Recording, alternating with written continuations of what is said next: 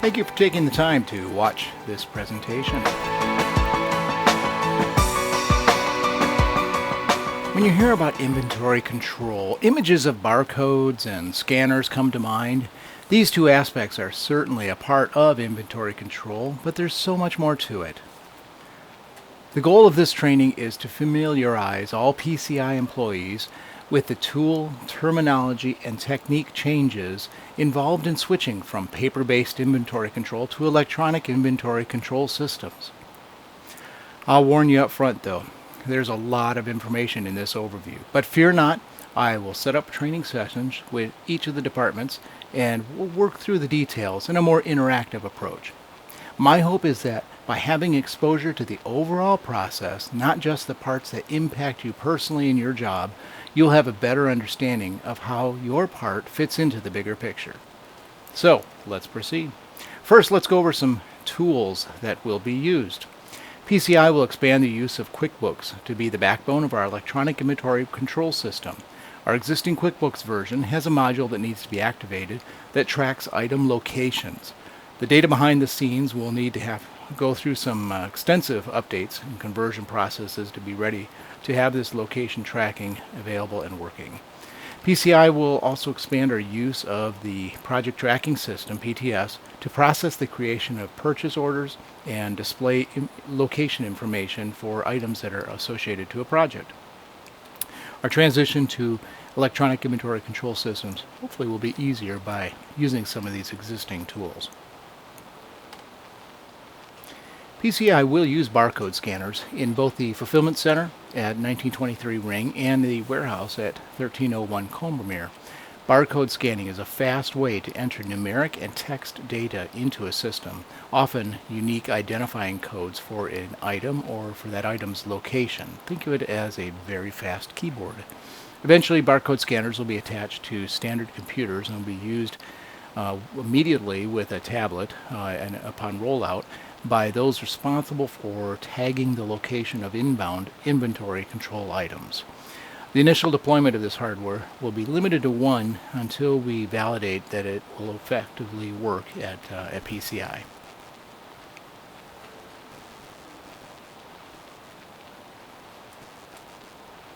So let's shift our focus now from the tools to some new terminology that we'll be using, and starting with what was meant by a term called an item.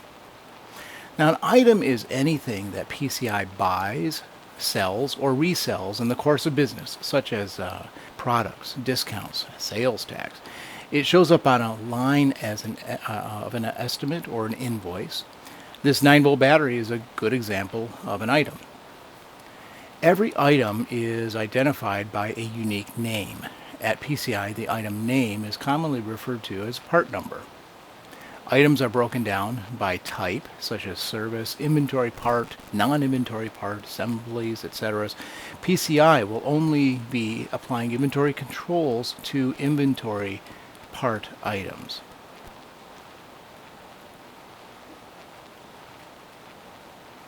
Here's another new term, site. A site is a physical location where an item is stored. PCI has 3 such sites.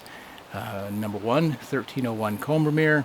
Number 2 is 1339 Combermere. And number 3 is 1923 Ring Drive. A little more detail on each one of those sites. The 1301 Combermere site is our warehouse at 1301 Combermere Road. It's primarily used to store inventory of cases, and it will be it has also 14 storage bays that are used as overflow or longer term storage. Our 1339 manufacturing facility is primarily used to manufacture PCI products such as cases. This location also has several storage bays used to store manufacturing materials. The 1923 facility is the fulfillment center at 1923 Ring Drive.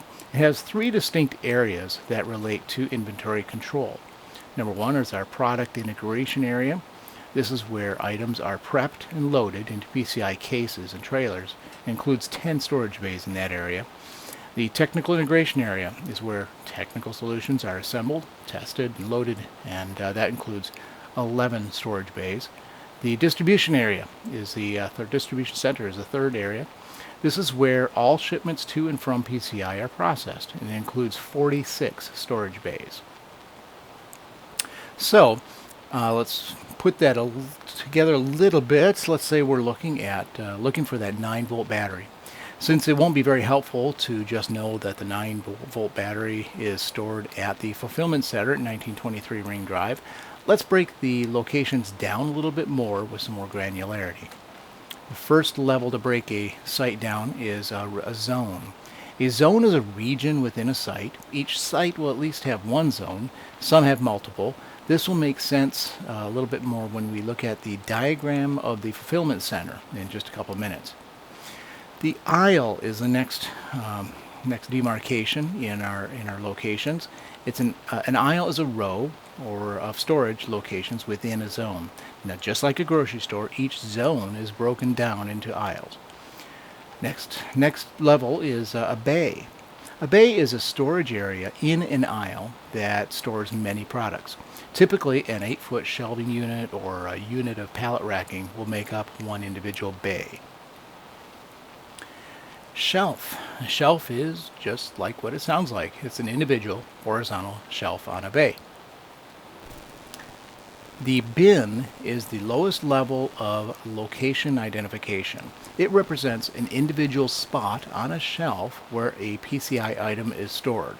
There are typically 8 bins on an 8-foot shelf.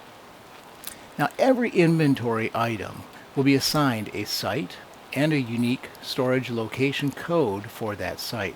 So, for example, the 9-volt battery that we're looking for could be stored in a bin at 1923 Fulfillment Center at location 01, 02, 04, 01, 07. So that's going to be in Zone 1, Aisle 2, Bay 4, on the first shelf in the 7th bin on that shelf. Yikes, that's a lot of information. This is where barcodes are handy. All of that is represented then by this particular barcode showing that location.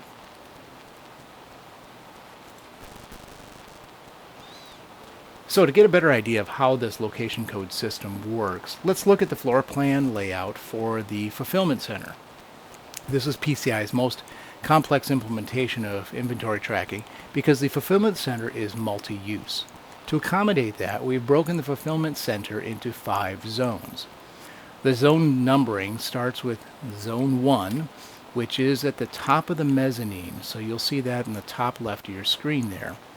We then go clockwise to the product integration area in Zone 2. The distribution center's next in Zone 3. Heading down to the bottom right of your screen, we have Zone 4, which is the trailer loading area. And finally, technical integration is in Zone 5. Now, can't see detail very much in that particular screen, so let's zoom in on Zone 3. And there we go. Now we can see a little bit more detail. Here we see we have 5 aisles running north to south. Each aisle cleverly named 1 through 5. Each aisle contains multiple bays. Remember, most bays are made of 8-foot shelving units. Each bay has multiple shelves numbered starting with 1 at the bottom. Now, each shelf would have a number of bins. The size of each bin location is flexible in order to maximize the efficient storage of items. It's the responsibility of the shipping and receiving department to determine the shelf locations for each item that we stock. Now, just for the fun of it, take a second and see if you can find the 9-volt battery from sample bin location code at the top of the diagram here. Just from a floor plan, you won't be able to pick out a shelf or a specific bin, but you should be able to pick out which bay it's at. Go right ahead.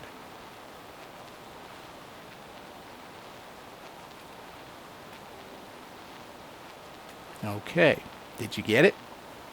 Now, if we put our shelving unit at that location and specify the location from there, we would see that it would be on the first shelf in bin position 2. So hopefully that helps everybody understand what we're doing with the bin location codes. Now let's take a look at how all of this works together as we move on from tools to some techniques. Another name for that would be processes. All inventory has a strong physical component. There are physical objects, and at PCI these are known as items, such as the 9-volt battery. These items are stored in physical places. As we just saw, those places are bins, which are at sites. There's also a lot of information about those items that's stored electronically. Primarily that's going to be in our QuickBooks admin database. Now the key to successful inventory control systems is making sure that our physical world and the data in our electronic world match up perfectly. How do we do that? In this example, we have a 9-volt battery in zone 1, aisle 6, shelf 3, location 1. Our electronic record for that battery is stored as item information in QuickBooks. It says we have one battery at that location. Excellent. The physical world and the electronic data match. It also tells us that we need to order more when we get to 20 batteries in stock, with a target inventory amount of 30. It's the responsibility of the purchasing department to identify and update these target numbers. If, as in this case, more batteries are needed, a purchase order is created for that item. Today, we'll order 29 batteries, which will then update the inventory data to indicate that there are 29 batteries on order. Once those batteries are received, a QuickBooks receipt is entered by the distribution center employees, shipping and receiving. The receipt updates the number available as well as assigns it to a shelf location. Because 9-volt batteries are so popular, one of the account managers has already put together an estimate for a client, and they have ordered 10 batteries. Creating an estimate that includes an inventory item will show you how many of those items we have and how many are available and where they are at. However, it doesn't change the number of available items. That's a very important item to keep in mind, that putting an estimate in doesn't change how many items we have in stock. As soon as the estimate is approved by the client, the account manager then transfers that estimate to a sales order. Now our quantity available of batteries has been reduced by 10. There we go. Now we can see it. We've gone from 30 available to 20 available. But our quantity on hand hasn't been updated and still shows that we have 30 in stock. That's because QuickBooks is indicating that there are 10 batteries that have been spoken for but are still considered on hand and in our inventory.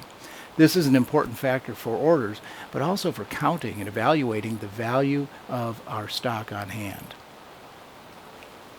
Once accounts receivable department creates an invoice for that sales order, the number of 9-volt batteries is lowered by 10, assuming that if you've asked for payment that you must have delivered the items to the client.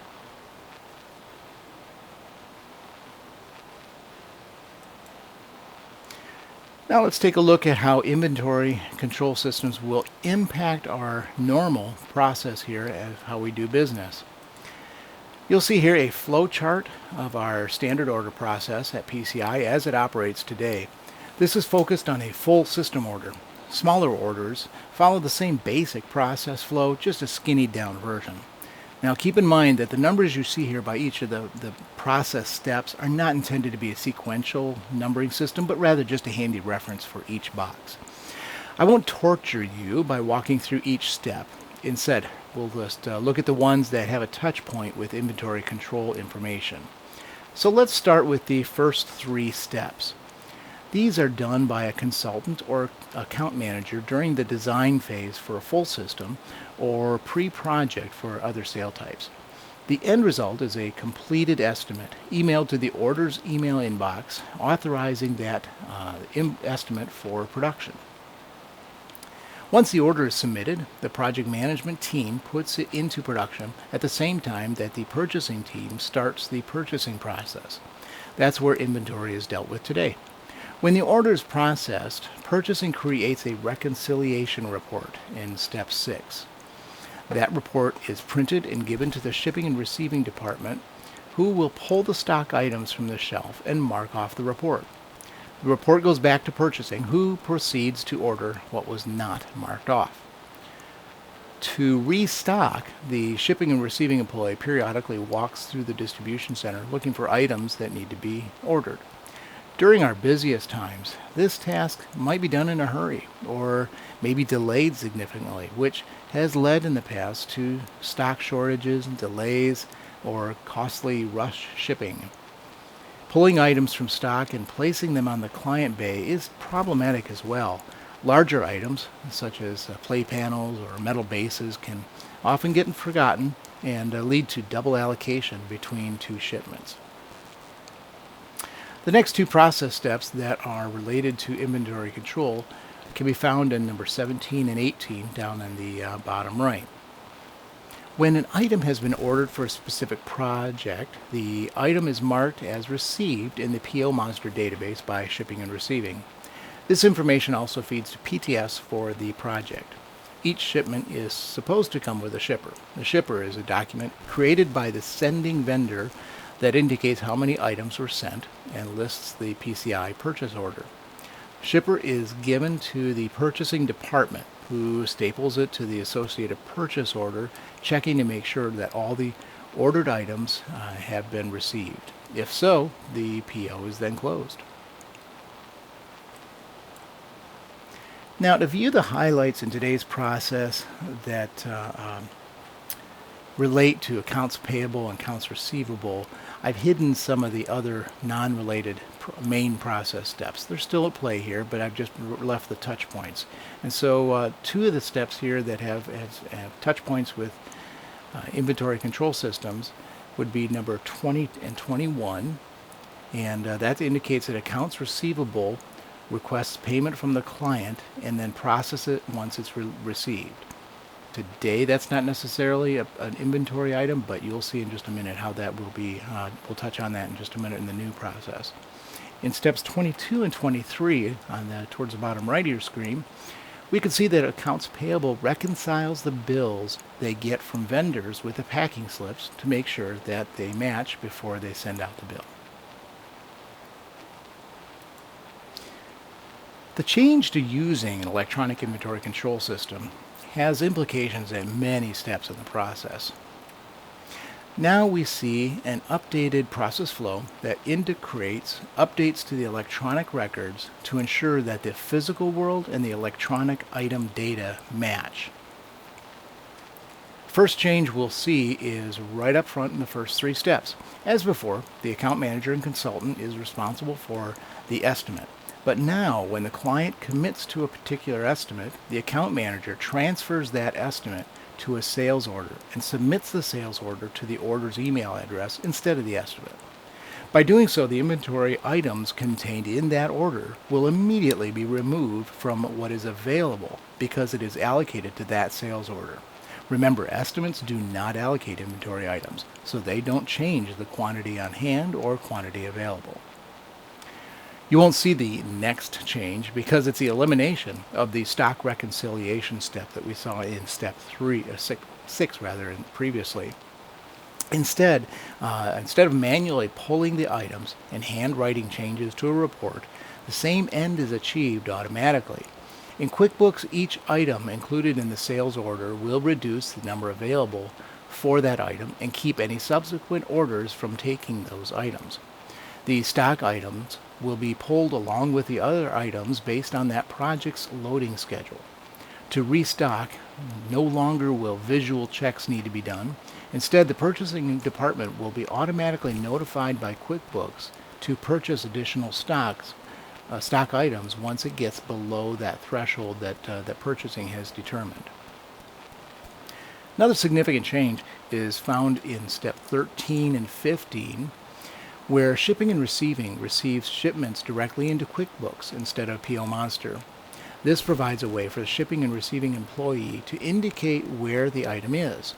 PTS will periodically check the status of open orders and pull the updated information from QuickBooks. Step 14 is another change for shipping and receiving and for purchasing. Instead of physically attaching the packing slip to the purchase order, the packing slip is scanned and stored to a shared network folder for future reference. This eliminates duplicate effort, giving purchasing more time to manage inventory and optimize our purchasing capabilities. Just like when we were looking at the current process, we'll filter out some of the non-financial related steps, focus on accounts payable and accounts receivable. Most noticeable change here is that accounts receivable is now creating the invoice instead of the purchasing department. In the current process, having an invoice indicates that an order has been approved or authorized. In the new process, a sales order represents that level of approval. That allows us to use the invoice for what invoices do best, that is, to indicate how much payment the client needs to make and for what. We also see a change in steps 20 and 21 where accounts payable reconciles a vendor's bill with the purchase order in QuickBooks and does not reference the packing slip. The purchase order will indicate if there's any outstanding items that weren't received by shipping and receiving. A scanned copy of the packing slip is also available if necessary for additional research. Because no project runs smoothly 100% of the time, there needs to be a method to manage changes to the project that provides the ability to adjust our inventory of items accordingly. During our change process, currently, it's a pretty informal process with the goal of making sure that changes made midstream are submitted through a no-charge change invoice or a client change invoice. In addition to that, the technical staff also keeps a paper copy of all items that were added to a system, items that were removed, and that is later on updated in the invoice by purchasing. Now, in order to maintain an accurate record in the electronic inventory control system, we need to go a couple steps further in how we manage changes. Here we see a basic process flow for managing changes. The first steps take us through documenting the change in a new change management portion of PTS. The project manager determines what levels of approval are appropriate for that particular change, then facilitates the change from that point forward. The impact to inventory management is when a change is approved that adds items or removes items from PCI stock for a particular change. In step 34, the project manager will update or create a sales order that is updated through the life of the project in order to track inventory allocation. Once the project is complete and account receivable creates the project invoices, they will they'll transfer all the change-related sales orders into invoices, thereby permanently removing those items from our stock record. Now let's take a look at an example of how this new process would look from the inside of QuickBooks. I've added an estimate for our favorite 9-volt battery. The first thing that you'll notice is the addition of a couple of columns in the estimate document. These columns can be updated when you enter a part that is an inventory item. For inventory items, you can select the site that you want that item to come from and then what bin at that site the item should come from. Of course, you may be wondering, how in the world are you going to know what site and what bin to use? Notice that there is a flag in the quantity column now. If you click this flag, you'll see how many of that particular item are at each individual site. Another window opens up, indicates each site quantity on hand. Also indicates how many are on sales order, how many are on purchase orders. If you wanted additional details, the button on the bottom left, Show Details, would show what the individual purchase orders and sales orders are. This is very helpful information when putting that sales order together. Now that I've selected, in this particular estimate, 1923 for the site of that item, QuickBooks automatically populates the default location for this item at 1923. As mentioned previously, though, it's important to understand that this estimate still doesn't allocate or hold any items. Only a sales order can do that. In addition, once you enter a site, the subsequent item entries will pick that site automatically. So you're not going to have to do this for each and every inventory item in that estimate. With that, let's go ahead and click the Create Sales Order button, indicating that the client has agreed to purchase these items. Just click the Create Sales Order button on the toolbar. Then the estimate data is transferred over to a new sales order, along with the site and bin storage location.